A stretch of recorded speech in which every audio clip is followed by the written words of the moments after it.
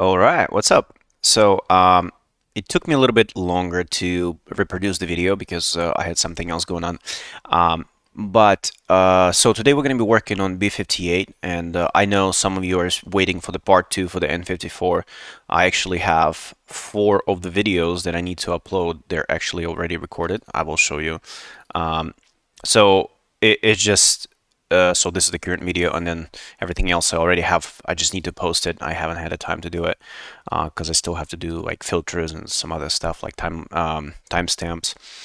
But I'm gonna record a B58 video and I'm gonna upload it right away because I was supposed to do another one, and it was a full video, but I'm gonna do 3 parts because the previous video was too long. I think it was like hour and 20 minutes or something. And this one is going to be like 3 parts, but they're going to be about 20-30 minutes each, and that way I can cover a little bit more than needed. Anyway, so the bin I'm using right now, it's 1103. This is M140i, if I recall correctly.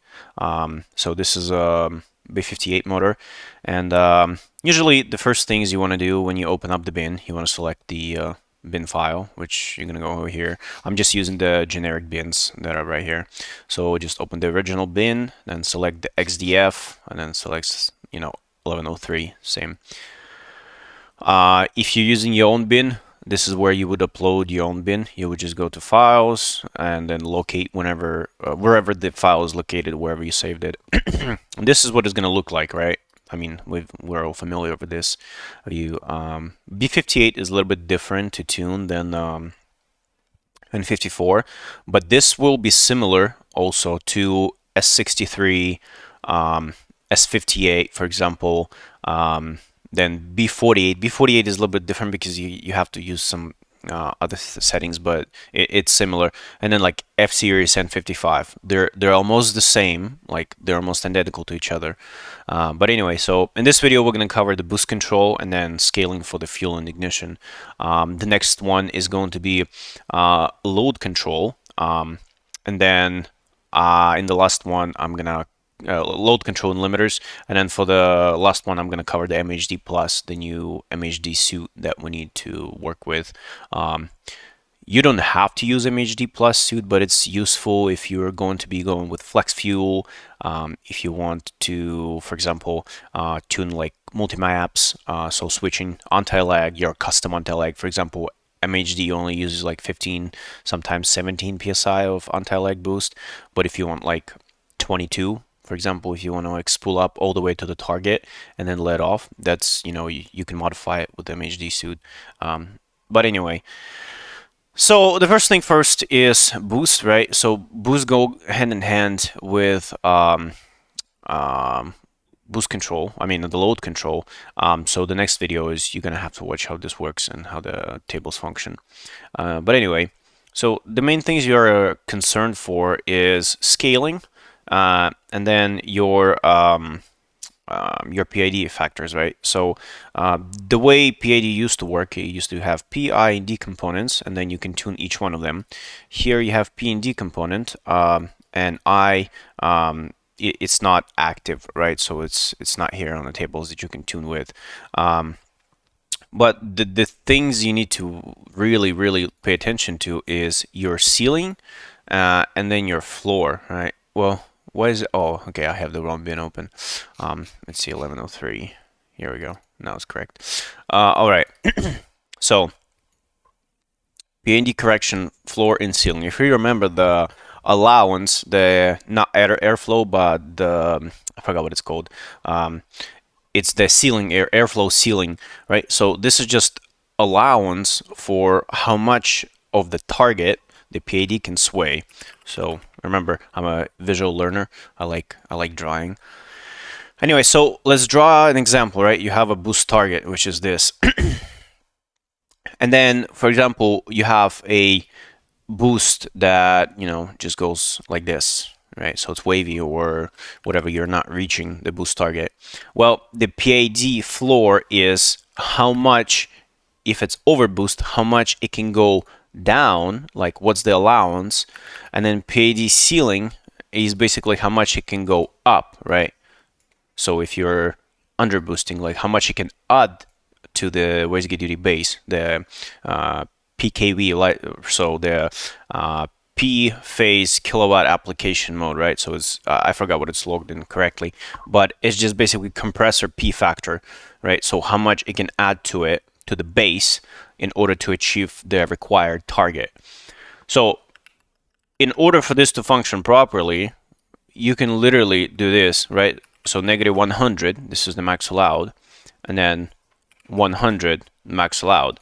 Basically what this means that if your boost target is, let's say, 22 psi, right, and then you're only hitting like 20, well, it can pretty much go up or down as much as it needs to reach this target.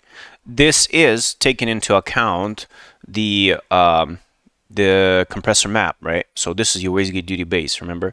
So you have a y-axis, which is your MAF, which is your mass airflow, and then you have your set point, right? I'm actually going to show you how to rescale the set point slightly to make accommodation for most common set points. So you mostly going to cruise in the area of, you have to log this channel, right? So this is called boost set point factor channel. So the way this works is you need to open the scale breakpoints, and then what I like to do is I take 2.8, I select everything over here. If you remember the N54, how I did it the same, I click Control C, and then I paste it one cell to the left, right? So there's no such big difference between these two tables, because you know there's a really slow progression here. So what I do here, because remember, once we save, that switches here, but we have very fast progression between 1.2 to 1.3. So what I'm going to do is I'm going to do smoothing of 1 between the x-axis. So from x-axis is basically from the left to right, y-axis from the top to bottom. We're not going to do top to bottom, we're just going to do left to right, because in this area you're not going to be gaining, you're not going to be going super fast, right? So this is your slow driving area, so this is your cruising area, right? So up to about 1.7 roughly, so over here. So you want the tables to be as smooth as possible here.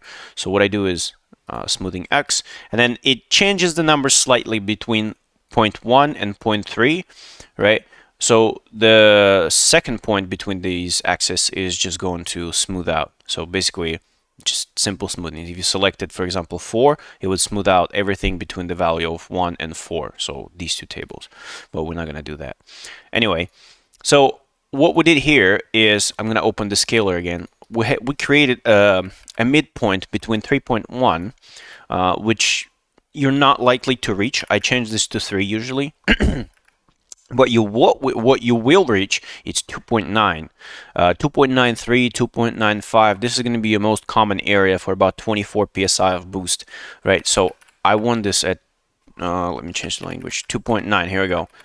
So I have set points 2.4, 2.5, 2.7, 2.8, 2.9, and 3.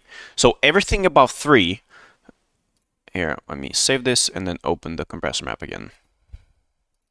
So everything above 3 is going to use this cell, right? So at whatever dependent the set point for the mass airflow again.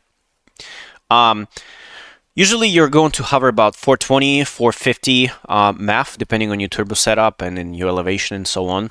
So the stock breakpoints for MAF is okay. If you're seeing that you need more precise boost control, you can extend this further. For example, what I like to do is again, open the scaling, and then this is the X and this is Y.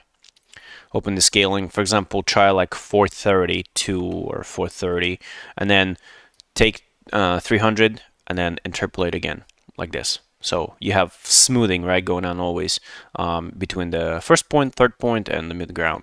The way this is a new function in Tuner Pro. It wasn't there before, but it is good practice to just smooth out the tables. That way you have like natural progression.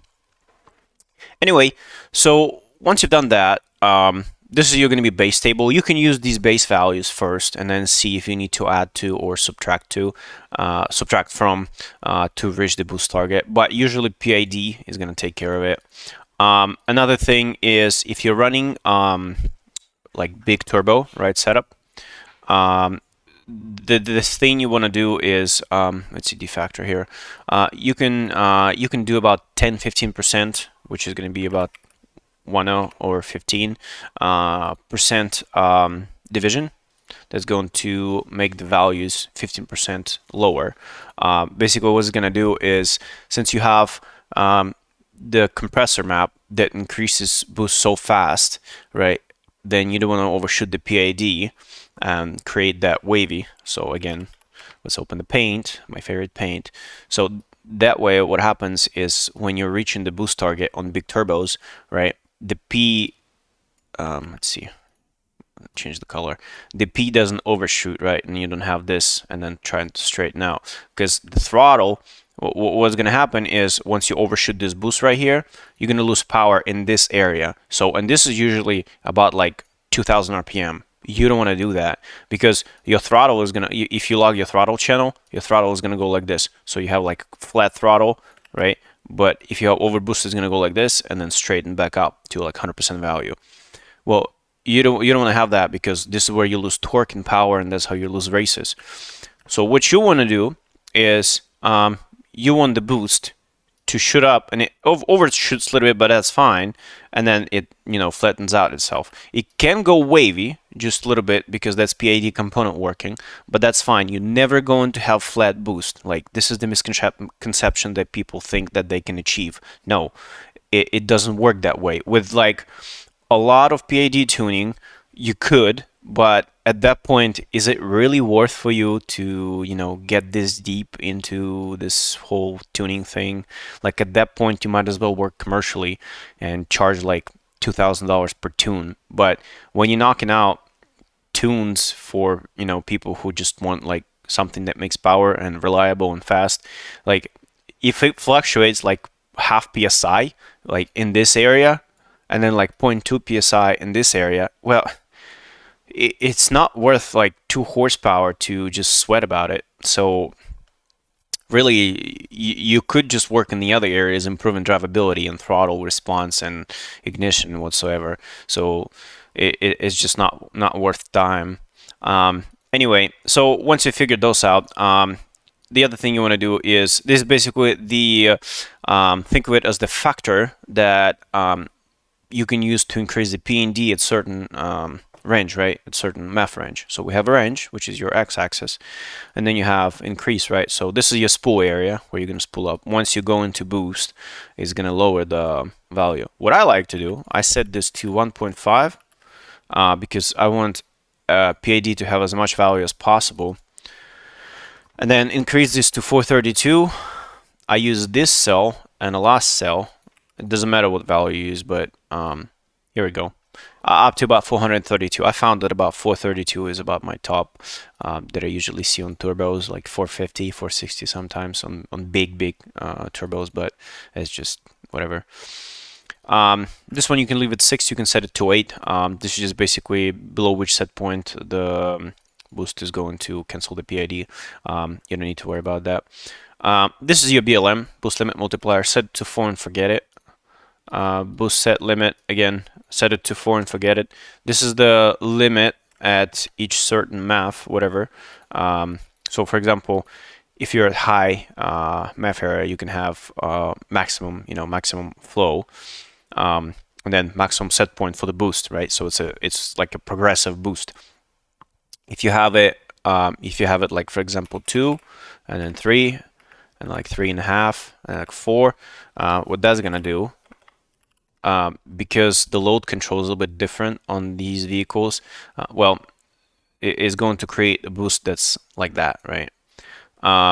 If you, for example, know that you're gonna run like higher boost mid-range, because usually those people like to do, with a certain point load, if you're not gonna use MHD, right? For example, 220 load creates like 26 psi request, up to like 4,800 RPM, and then it starts dropping the boost request, right? Well, what this is gonna do is just gonna make it flat, right? They're just gonna make it flat like that. But if you have a 4 across, that's gonna make it high and then higher further up. Well, if you scale the load completely to accommodate for this, one thing I want you to worry about is MHD plus and how to tune the MHD plus, because MHD plus has this little function called 3D boost table, right? Which is this. If you enable it by setting 1, and then scale the, because this is unscaled, you have to scale it.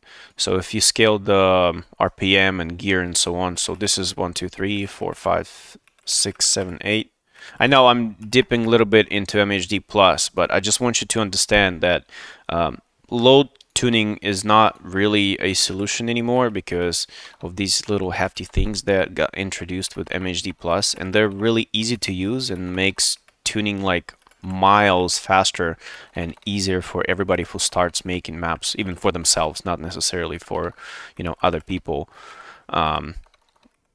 Like if you like tuning for a hobby, so this is pretty much makes your life easy twice as fast. So for example, once we set up the load, I'll show you in another video. You set this to, let's say, 24 psi. Well, at any gear, at any set point, right? So, but this has to be set to 4. Oh my goodness, where is it at? Boost set limit. Here we go. This has to be set to 4 at all times. So that's going to create 24 psi target across the range, right? And you can change it between RPM and gears and so on. So for example, you have no traction first 2 gears. Well, set it to 20 psi, right? So now we're going to save it for the visuals. You have 20 psi target, and then you have, you know, 22 psi target, and bam, you have a natural progression of boost between the gears, which is going to help you hook those nasty tires that you got, like 265s or whatever you have on your car. If you have big tires, set the boost target maximum you want and use your driver skill. Don't necessarily rely on technology because driver skill is more important, I guess. It's just my opinion. Opinions are like assholes. Everybody got one. Anyway, so then we already covered this. If you're overboosting, decrease in the range, whatever. Usually that's for custom big turbos. If you're underboosting, no, if you're overboosting, decrease. If you're underboosting, increase. I mean, that's pretty common. I got lost there for a second. These are your scalars for the power display. So what this uses, there's a kg value, so this is kilogram value because I know it's the lowest one. Torque, Newton meters, like foot-pounds of torque, Newton meters, and something else. I don't remember. But anyway, so the power is 400 stock, I think. Yeah, 400. So this value, whatever is value in here, is multiplied by 8, right? So it's 400 torque, 400 power. Well, you can multiply the whole table, then, you know, if people use different values, like if you're in Europe or Australia, whatever. I just give this whole table 20 addition, right? So offset by 20. And that's what that's going to do is, let me change this. So what that's going to do is going to take, for example, this is the power, right? So 70 times 8 is 560. So that's going to scale value to 560 max power. And then 70 times 8 is 560 for the torque, right? So I don't remember if it's this value or this value for torque. I think it's I think this is foot-pounds of torque and this is Newton meters. But anyway, so 640 Newton meters and more than plenty, like, right, for stock turbos. Well, you can go up to 700 or whatever. You can scale it, you know, you can do another 10 addition and then it's going to scale it more. Like if we do another 10, right, that's going to give us 80 foot-pounds of torque and 90 Newton meters, which is going to be 720, right, Newton meters total, because remember, this multiplied by 8 and 640 torque. You going to reach that? I don't know. You might, but that's just, yeah. If you're on a big turbo, you will reach that, obviously, but if you're in stock turbo, it's debatable. Anyway, so this is the boost thingy, and then while we at it, you want to go to the your sensor, your MAF sensor, and scale this to the max value of 2. This is basically gonna prevent you from triggering the MAF limit. So not floor, ceiling, right? ceiling. We don't care what the floor is because floor will vary between the barometric pressure and your elevation, whatever. We want to set this to 2, and this is basically not going to trigger the mass over set point error. And that's it for boost. Basically, you just set up this thing and you forget it, pretty much. It's easy as that. Let's see, I covered, oh, and the boost ceiling, obviously. These two are important as well because what I like to do here, this is your control for the front mount intercooler. Well, the water cooler, I guess. It's a top mount water cooler, I guess. That's how we can call it. What I do here, I scale it up, just one cell. The higher the output for the pump, right? So this is the actual pump values. There's a conversion for it, but I don't actually know what the conversion rate is for the flow. But think of it as higher the flow, the more coolant you're pumping through exchanger, creating the cooling solution for your intercooler. This is basically a cheap way of increasing the intercooler flow, forcing it to work overtime. This works in conjunction with sport mode on your thermostat that's programmed in the MHD itself that you can set before flashing the car. But the way you can also do is go into cooling, go to normal, high. I don't think we need MISC yet. Normal and high. So you go here and you can lower these values, right? And the exchanger works the same way. So since the coolant and exchanger are tied together, you can just take this whole thing, right? No, I didn't select the last two. Here we go. And move it up one value cell, right? So this is going to kick in the intercooler faster and earlier. That way you don't heat soak as much. And again, this can and maybe will wear off the water pump faster, but if you're tuning your car, I don't think you give a shit about that. And the other thing you could do is during the normal driving, you can lower the temp targets, right? So this is the target that you want to target with your coolant, right? In Celsius. This is not Fahrenheit, Celsius. So here I do 100. You can do about 98. You can do 98, and here you can do 90. If you set the sport coolant target in MHD before flash, it does exact same thing, literally exact same thing, but it sets it to 90 across the board. I like to think of of longevity for the car, so I set it to 90 and then 98 there. And this is your scaling this is single cell scaling for your 3.5 bar. B58 comes with a 3.5 bar stock. So what you can do is you can use all of it pretty much. Another thing is if you're going to use the MHD Plus suit, you need to set this to 3.5, like no questions asked. But if you target the max load, you can only max out at 2 bar, right? So it's not typical 2 bar that we're used to. It's 1 minus, it's a 2 bar minus 1 bar, which is barometric pressure, right? So if we remember the N54, so we're going to open a calculator. I'm going to show you how this works. Remember the max PSI for the N54, because it had 2.5 bar max scaling, right? And the boost ceiling used to be only 1.5 bar, but the sensor was 2.5 bar. Well, here we have the actual resolution, including the barometric, but the N54 was using only the calculated value rather than barometric. So it's exactly the same thing. So 2.5 bar, if we remember, was 22.6 psi.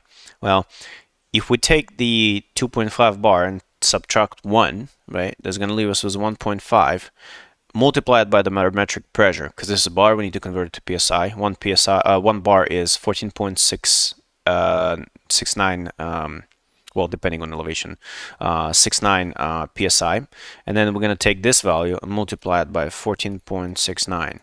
Well, it's 2203.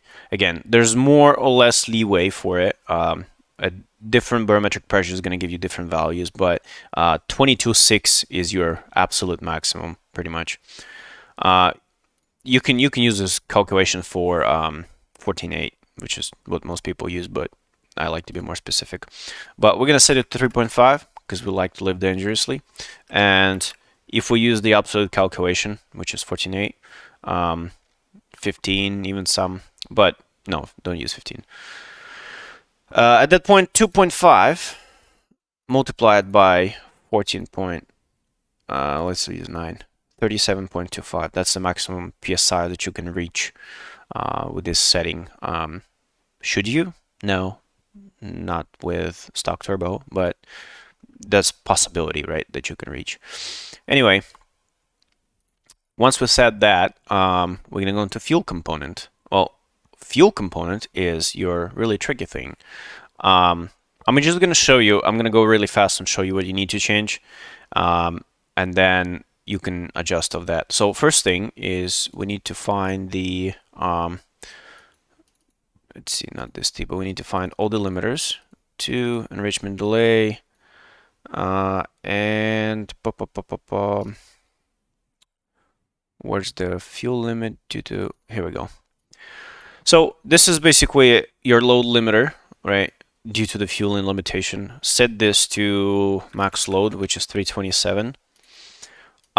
This is your delay for enrichment once the car detects the maximum throttle, right? We're gonna set this to 0. We don't want 30-second delay on that. Time before the enrichment, this is a value of 255. This is a decimal, right? So we're just gonna set it to 255. And then this one is set to FF, which is hexadecimal, but which is just basically a 0, which is basically a 255 in decimal point, right? So we're just gonna set it to FF, which is hexadecimal value. Different conversions, I know MHD done it their way, but that's just how it is. Let's see, we've done this, we've done that, and then this one is I think you have to set it to 0.7. I don't remember how I said it. Yeah, this is 0.7. This is the maximum allowed lambda before the enrichment component protection kicks in. So this is like, I know this is really complicated, but stick with me. There's just so much stuff going on with this fueling system. So the way this works is it doesn't, so the stock is 1, right? It doesn't allow you to go below lambda of 1. So what you're allowing it to do is, by setting it to 0.7, is you're allowing the car to go below lambda 1 to maximum of 0.7, which if we enter the calculation, 0.7 multiplied by stoic, which is 14.7 fuel, right? That's going to give us 10. Do we need to go there? No, we don't. We need about 11.8 on 91 octane, and then everything else is just different calculation. So 12.5 for E40, and then 12.8 for E85, and so on and so on and so on. But what this does, it actually helps us to have that resolution, right? If you leave it at 1, you're just going to run stoic all the time. You're not going to change. And then another thing is you need to limit these things. So remember that 1029 that was at 0.7 lambda. Oh, yeah, that's right here, just in lambda. And then we need to scale the fuel scalar. Remember the N54? Yeah, you have to do it here. So you have to scale the load. So for example, for the load, I'm just gonna do, let's see, 10, 20, 30, 40, 50, 60, 70, 80, 90, 100, 120, 140, 160, 180, 200, 220. So this is my load scaling, right? And my RPM are going to be 600, 750, 1000, 1500, 2000, and so on and so on. You get the idea, right? So this is just basically, we've seen this before. If you're lazy, you can pretty much set let's say 750 and then 7000. You can interpolate it. 1 X, bam. This is not precise, but you can do that.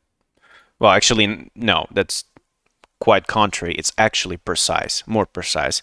But if you have OCD and you're like, well, I need straight numbers, you can scale it like that. And then once you've done that, the thing that you need to worry about is your field tables, and then your lambda component protection ceiling and lambda limit ridge. These things should be set to 2 points below the lowest value in your tables, right? So to create fuel tables for these cars, you don't need to be scared of this. So after 4,500 and about 140 load, select, all the cells. Then imagine what's your, not imagine, but you gotta know this, what's your set point is going to be for lambda at given point. For example, if you're using like a terrible ACN fuel, if you're in Cali, Nevada or Arizona, well, you need about 11.7, right? You could go leaner, but I like to keep it 11.7 because you don't know what kind of shit fuel you're gonna get. So 11.7. And then what you're going to do is you're going to select, we're going to interpolate it from here. And then I'm going to interpolate to about 5,000 RPM. I'm going to set 1, interpolate X. As you can see, I'm using a lot of the interpolation because I really like this new tool. I used tuning on the BM3, and you can just press H or V, and you interpolate vertically or horizontally, and it's really useful. And I'm glad that this got added to the Tuner Pro. And as you can see, it interpolated the map. I'm going to reopen it so it's visible again. So at this point, see it interpolated like that. If you're, it goes 12.7 and so on and so on. This is not perfect, obviously. The way to do this perfectly, you select XY interpolation, so it interpolates between the X-axis and Y-axis, right? So what I'm going to do is I'm going to select XY, interpolate, and I'm going to select this again, XY, interpolate. And what that's going to do is going to create this like really nice looking map. Look at this. Bam. Well, at lower loads, you're going to run leaner. At higher loads, you're going to run richer. And you can just copy this map to the bank too. And look at that. You just created your own map. You could go into 3D tables and start modifying. Just be careful to save your bin. I'm going to save it in case it closes. Sometimes Tuner Pro still has issues when you open 3D table, it starts lagging, right? And it closes. So you see like this bump over here. Remember, slow is smooth, smooth is fast. So going slow here and then adjusting all the values and then seeing in the table, right? So let's see what we adjusted to. Let's see, this table was 12.6. Well, we probably can go 12.5, right? So we can go to 12.5 and then next cell over and you see, okay, so what we got here? Then this hump, you click here and you click here, you're like, okay, so this value is higher than this one. And then you need smoothing, right? So you smooth it out and you say, okay, it's 13.7. Okay, 13.7 seems good. And you reference the load, which is 120, and 575 is your RPM, 5,750. So you know that everything after this, you can lower it. And you're like, okay, so 13.4, that's fine. And then smooth out the tables like this. It's useful if you have multiple monitors. I have a really large 42-inch monitor. I use the OLED LG C2. So for me, I just open one and I have like a big table and I can see in, the tables over here that I can see. Anyway, so we set these values up. Now we go in here and set these to 11. Let's just say 5. You can set it to 11.6 roughly. Usually you want it like 2 points, 1 point below the lowest value of your fuel tables. And then the same thing you can do here, which is 11.5. Bam. Oh, that didn't go well. Here we go. And that's it. So you just finished your fuel table.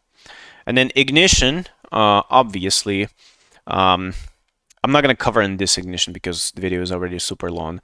But once you set all this fuel stuff, you can also, where is it at? Let me find it. There's a table that you can use. It's a rail pressure table. It's a homogen, I think. Yep, it's a homogen. Okay, so this one, Oh, and remember this one, lambda limit component protection as well. This one's 11.5 as well. There's three, right? So ceiling, lambda limit ridge, and component protection, right? So these three tables. I forgot about one. Okay, this one. This is your rail pressure target. If you are running E85 and you see that your rail crashes at like high load applications, what you can do is you can cheat. You used to do that in N54 as well. Well, I used to. I don't know about you, but you can pre-shoot the higher target, right? So we're gonna set it to 22. Remember, this value is multiplied by 150. So whatever is in here times 150. This is the target. So at here we have 3,000 psi target, but here we have 3,300 psi target. Well, what this is gonna do, it's not necessarily gonna give you more pressure right away, but it's gonna create more pressure before the crush, before you get that little roll off, right? So this is what it would look on the log if you were to log the rail pressure request and rail pressure mean tables.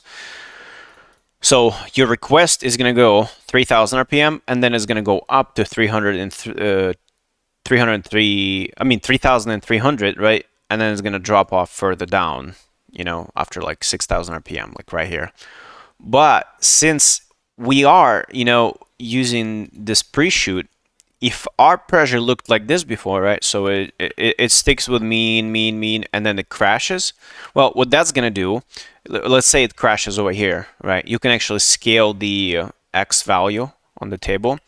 Let's say it crushes in 4,000 RPM range. Well, we need to scale the 3,500. Well, we use 3,500, so not necessarily scale it. We're like, okay, so we crush in this area. What we can do is we can move this further down, right? So 21 here, just in case, and then save. And we crash in this area. What we're gonna do is we're gonna pre-shoot the pressure up.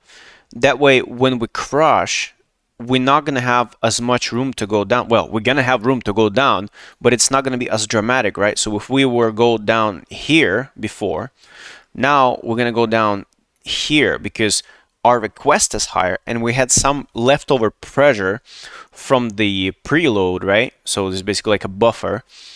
That way, we don't need to drop boost or anything, and we can, you know, stay at this level before the pressure recovers, because it recovers towards the end, right? When the pump can produce, because it's a mechanical part, when the pump can produce higher pressure, right? So we're just basically offsetting. If we were to crash here before, which is regular, with the regular settings, well, now we're, you know, have like 100, maybe 200 psi difference. You might think that doesn't make difference, but it does, because that's differentiates between zero corrections on ignition to like -4 degrees or -6 degrees, and you know that's pretty big drop in power. Especially this is useful for like really high ethanol applications. So you could tune the fuel tables, right? So for example, you know that you crush in this area, right? So like 160 load and like 4,500 RPM or like 4,000 RPM, for example, as I use for example. You could just set leaner position here to like 14.2, and then work of that, like open 3D table, and then like, okay, so I got this fuel, right? So I need to interpolate right here, and then I need to interpolate in like this corner, right? So I need to go up and in the AFR, right, which is basically making car leaner. And then you're like, okay, so how lean can I go? But you would have to constantly log timing to see that you're not pulling timing, right? Because you don't want to pull timing and creating the knock conditions. And yeah, and that's pretty much it for fuel.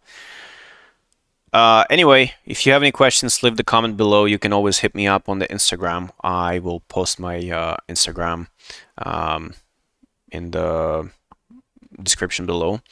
And yeah, enjoy.